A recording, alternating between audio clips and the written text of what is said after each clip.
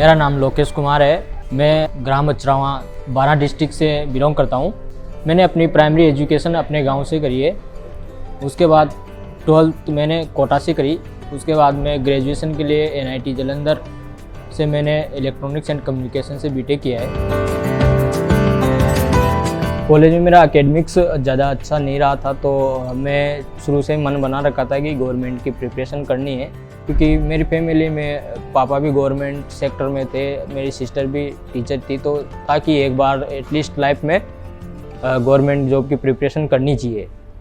लेकिन मैंने करके देखा, मैं उसमें सफल नहीं हो पाया, तो एटलीस्ट मैं सोचा था कि लाइफ में एक बार मैं गवर्नमेंट जॉब की प्रिपरेशन करके देखूं, ताकि मैं फ्यूचर में ये ना अपने आप को ये ना कर सकूं कि मैंने भी एक बार प्रिपरेशन क्यों ना करी। उसके बाद मैं थोड़ा सा स्ट्रेस में आ गया था। मेरे को समझ में नहीं आ रहा था कि मैं क्या करूं क्या ना करूं। ऐसा लग रहा था कि अब कुछ नहीं हो पाएगा, क्योंकि कुछ था नहीं करने को और थोड़ा कॉन्फिडेंट भी फील नहीं हो पा रहा था।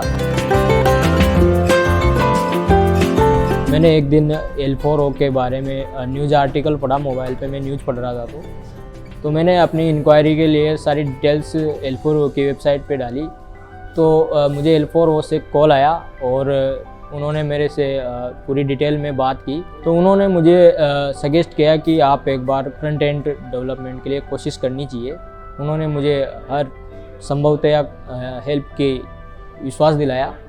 उसके बाद मैंने अपने फ्रेंड से पूछा, इंक्वायरी करी, थोड़ा डिटेल ली। तो मेरे पास एक्चुअल में लैपटॉप भी नहीं था, तो मैंने अपने फ्रेंड्स से अपनी प्रॉब्लम के बारे में शेयर की, उनको बताया। तो मेरे दोस्तों ने मेरे को लैपटॉप दिलाया और L4O टीम ने भी मेरे को बहुत सपोर्ट किया। उसके बाद मैंने L4O ज्वाइन कर लिया।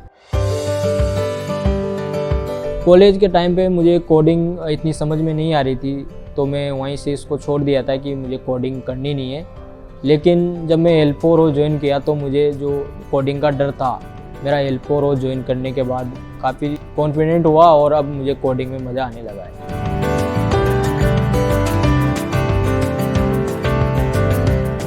L4O की सबसे बढ़िया बात मुझे जो लगी है वो इसका जो पढ़ाने का माध्यम है वो हिंदी है, जो कि अभी तक अपने और जो प्लेटफॉर्म है वो मोस्टली इंग्लिश में है, तो स्टूडेंट्स को दिक्कत आती है इंग्लिश समझने में।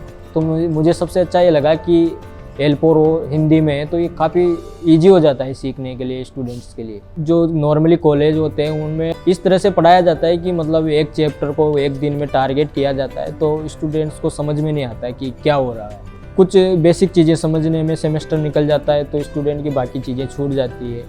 तो इस वजह से स्टूडेंट वहीं गिव अप कर देता है। और L4O में ऐसा नहीं होता है, यहाँ स्टेप वाइज चला जाता है, कुछ चीज़ें स्किप नहीं करी जाती, तो स्टूडेंट को एक एक चीज़ स्टेप वाइज समझ में आती है, तो वो डरता नहीं है कोडिंग से।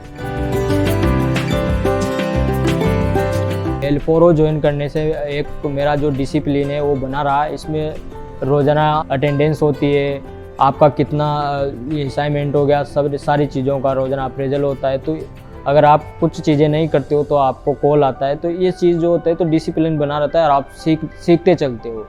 L4O टीम हमेशा अवेलेबल रहती है, डाउट सॉल्विंग, अगर समझ में नहीं आता तो उनके लिए एक्स्ट्रा क्लासेज, टीचर्स पूरा जो सिलेबस है वो हिंदी में कवर करवाते हैं और बहुत ही अच्छे प्रैक्टिकल वे में एक्सप्लेन करते हुए आगे चलते हैं।